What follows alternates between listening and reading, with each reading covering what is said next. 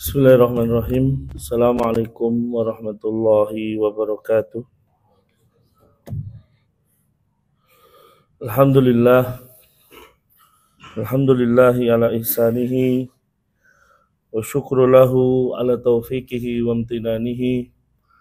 Asyhadu an la ilaha illallah wahdahu la syarikalah wa asyhadu anna Muhammadan abduhu wa rasuluhu sallallahu alaihi wa ala alihi wa ashabihi wa man sara ala nahjihi wa istanna bi sunnatihi ila yaumil liqaihi.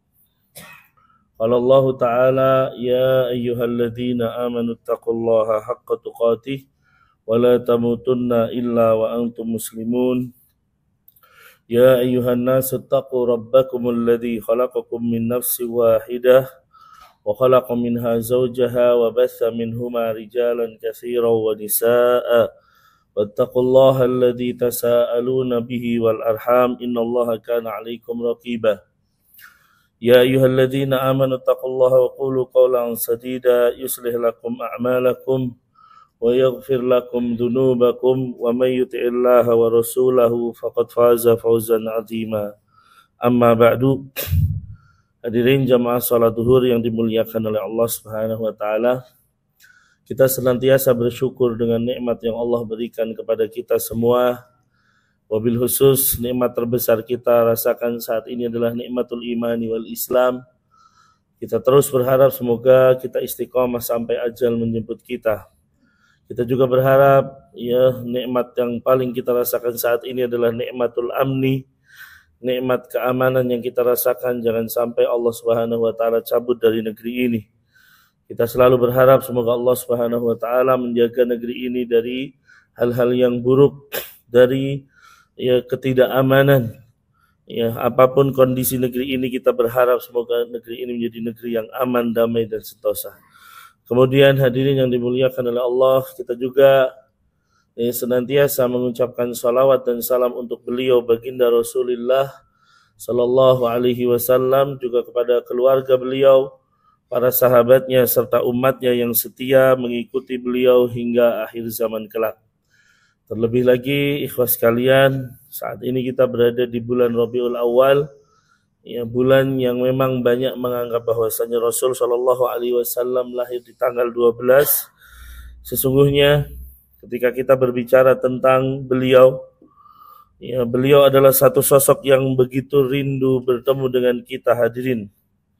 Sangat ingin berjumpa dengan kita, walaupun beliau tidak pernah bertemu dengan kita. Rasulullah Sallallahu Alaihi Wasallam dalam sebuah hadis, disebutkan, beliau mengatakan, waditu ana qad ra'ayna ikhwanana. Aku sangat ingin bertemu dengan saudara-saudara kita. Di hadapan sahabat beliau mengucapkan demikian. Maka para sahabat mengatakan, qalu awalasna ikhwanaka ya Rasulullah. Bukankah kami ini adalah saudara engkau wahai Rasulullah? Maka Rasul menjawab, antum ashabi wa ikhwanuna alladhina lam ya'tu ba'd. Kalian ini adalah sahabat-sahabatku, sedangkan saudaraku adalah yang aku rindukan bertemu dengan mereka belum ada saat ini. Itu dikatakan Rasul di masa Rasulullah Sallallahu Alaihi Wasallam. Beliau sangat ingin rindu bertemu dengan kita hadirin yang dimuliakan oleh Allah. Bahkan dalam riwayat Ahmad, beliau mengatakan, ikhwanil ladzina amanu bi walam yarawni. Sesungguhnya saudara-saudaraku yang aku rindu kepada mereka, mereka adalah orang-orang yang beriman kepadaku, namun mereka belum pernah melihatku. Nabi Shallallahu Alaihi Wasallam sangat ingin bertemu dengan kita, ikhwah. Rindu sekali untuk berjumpa dengan kita. Padahal kita belum pernah melihat beliau. Beliau pun belum pernah melihat kita. Dan ini menunjukkan betapa cinta dan kasih sayangnya Rasulullah Sallallahu Alaihi Wasallam kepada umatnya. Maka hadirin yang dimuliakan oleh Allah Subhanahu Wa Taala, Ketika Rasul menunjukkan cintanya kepada kita, kita pun demikian hendaknya. Dalam sebuah hadis misalnya, bagaimana kecintaan beliau terhadap umat ini sampai beliau selalu mendoakan kita, hadirin. Ya, dikatakan ya bahwa Ummul Mukminin Aisyah, istri beliau yang tercinta, pernah mengatakan kepada Nabi sallallahu alaihi wasallam, "Ya Rasulullah, ud'u Allah li." Ya. Aisyah mengatakan, "Ya Rasulullah, mintalah kepada Allah untuk, atau doakan aku ya Allah, ya Rasulullah." Maka Nabi mengatakan, "Allahumma ighfir li Aisyata ma taqaddama min dambiha wa ma ta'akhkhara, ma asarrat wa ma a'lanat." Maka Nabi berdoa, "Ya Allah, ampunilah Aisyah dari dosa-dosanya yang telah lalu maupun yang akan datang, baik yang nampak maupun yang tersembunyi." Fadhahikat Aisyata hatta saqata ra'suha fi hijriha min ad-dhahik. Maka Aisyah tertawa sampai kepalanya jatuh ke pangkuannya saking tertawa riang. Qala laha Rasulullah sallallahu alaihi wasallam, "Ayasurruki du'ai?" Rasul lalu bertanya kepada Aisyah radhiyallahu taala anha, "Apakah engkau berbahagia dengan doaku, wahai Aisyah?" Ya, faqalat, maka Aisyah menjawab, "Wa ma liya la yasurruni du'auka?" Ya, maka kata Aisyah, "Bagaimana aku tidak senang dengan doamu ya Rasulullah sallallahu alaihi wasallam?" Maka kata Nabi sallallahu alaihi wasallam, "Wallahi innaha la du'a li ummati fi kulli salatin." Maka kata Nabi sallallahu alaihi wasallam, "Demi Allah, itu adalah doa-doaku yang aku panjatkan kepada Allah untuk umatku setiap aku sholat." Sehingga setiap Rasulullah sallallahu alaihi wasallam sholat, beliau selalu mendoakan kita, "Ya Allah, ampunilah umatku yang telah lalu, dosa-dosanya yang telah lalu maupun yang akan datang, baik yang nampak maupun yang tersembunyi." Ini dipanjatkan oleh Rasulullah dalam setiap sholat, baik sholat yang wajib maupun sholat yang sunnah, hadirin yang dimuliakan oleh Allah Subhanahu wa Ta'ala. Sekali lagi, ini menunjukkan kecintaan beliau terhadap kita, betapa sayangnya beliau terhadap kita ya umat. Wahai hamba-hamba sekalian, mari ya, yang mungkin banyak orang mencintai Rasulullah sallallahu alaihi wasallam, kita lihat bagaimana Rasul lebih cinta kepada kita semua. Terkadang kalau kita lihat Rasul sampai mendoakan setiap sholat, kita saja mungkin mendoakan orang tua kita, mendoakan istri kita, mendoakan anak-anak kita. Ya, tidak mesti setiap sholat. Sulit kita untuk istiqomah mendoakan mereka.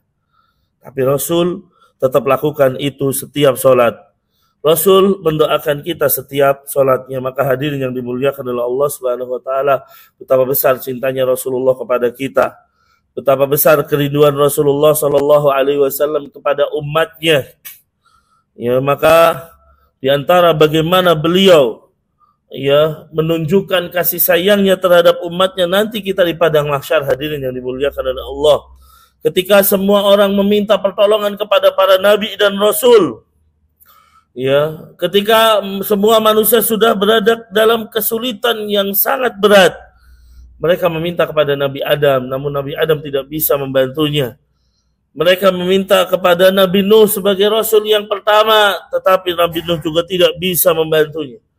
Mereka datang kepada Nabi Ibrahim sebagai Khalilullah, kekasihnya Allah. Ya, Abul Anbiya, bapaknya para Nabi.